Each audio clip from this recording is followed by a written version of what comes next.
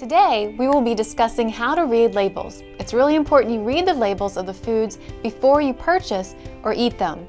There are many manufacturers that list their foods as low fat, a good source of fiber, or claim that they have lower cholesterol.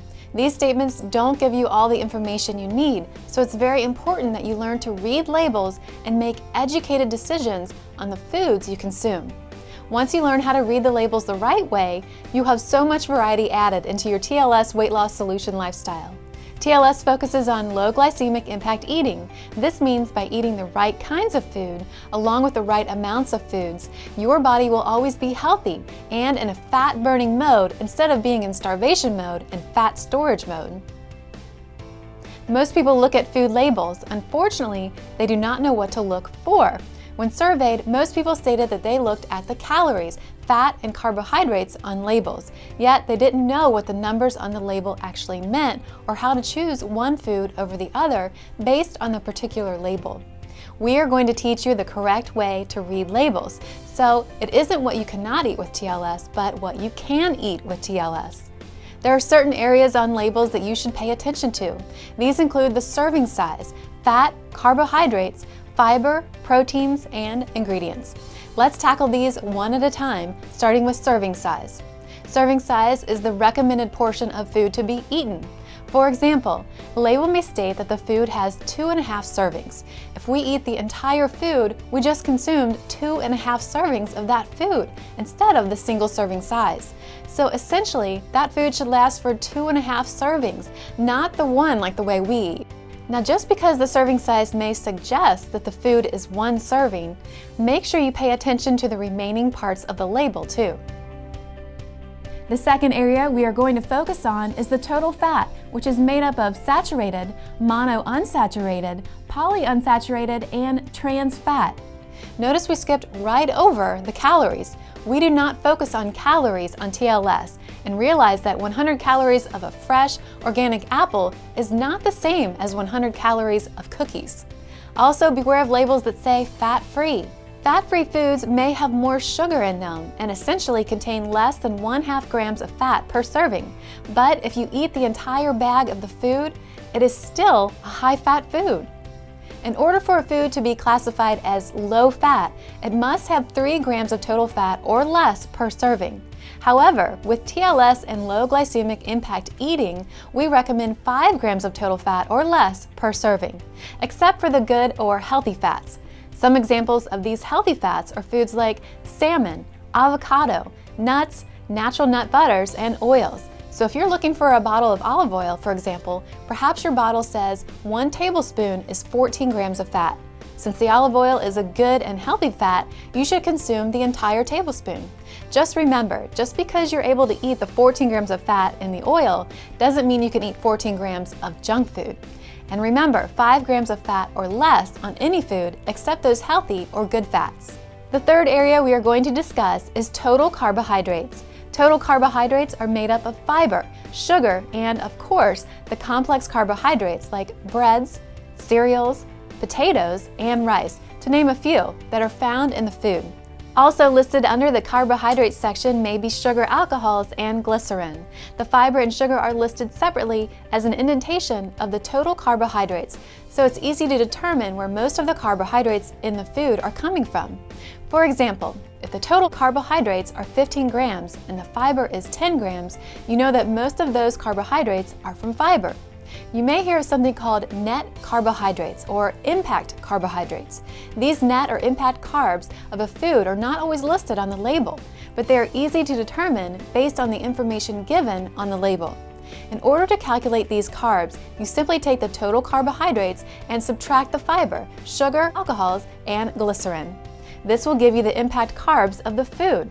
In other words, this will let you know how much of the carbohydrates you eat will impact your blood sugar levels.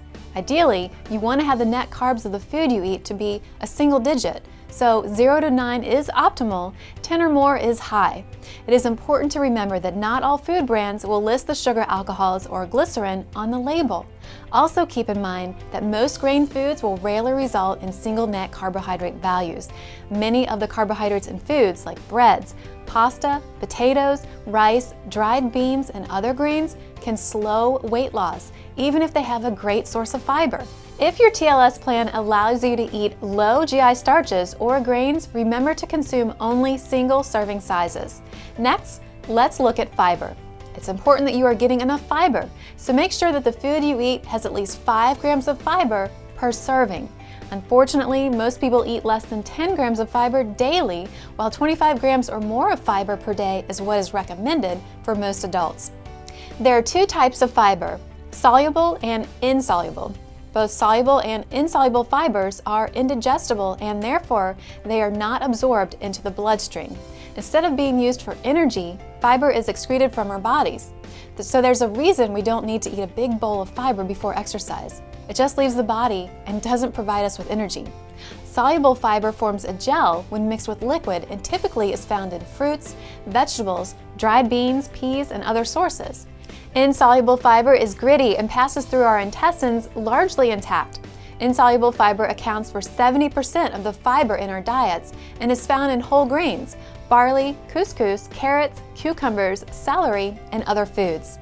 TLS recommends that no matter what your meal plan is, you should consume at least 5 grams of fiber in a single serving. 3 or 4 grams per serving is okay, but less than 2 grams of fiber per serving will not contribute to your efforts. The 5th area to review on the label is the sugar. There are many forms of sugars. Some are natural sugars like fructose, which is the sugar found in fruits, and lactose, which is the sugar found in plain milk products. Others are the unhealthy sugars that are found in baked goods and other unhealthy foods. Our bodies need sugar. In fact, every cell requires it. However, many people choose the wrong kinds of sugar and consume too much of it. When looking at sugars on the label, remember to look for 5 grams of sugar or less per serving, except in dairy products. Dairy products, including milk, cheese, yogurt, and other forms of dairy, contain lactose. Since this is a natural sugar, it's okay to consume more than 5 grams. An example of this is milk.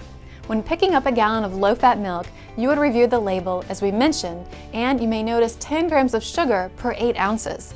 Since the sugar found in the milk is a natural sugar, the serving size you can consume is 8 ounces. However, perhaps you decide on a flavored yogurt. You may quickly find the sugar on that to be over 20 grams. It is fair to assume that the first 10 grams of that yogurt is the same natural sugar found in plain milk, but there's an additional 10 grams, which is too much sugar. The 6th area on a food label to review is the protein. Protein is important for metabolism and building muscle mass, which helps burn fat. TLS recommends 4 to 6 ounces of protein per serving for women at least 3 times a day and 6 to 8 ounces of protein per serving for men at least 3 times a day. In order to get these quantities of protein into your diet, it's important that you pay attention to the grams of protein listed on the label. 7 grams of protein will equal 1 ounce serving of protein. Let's say an egg has 7 grams of protein.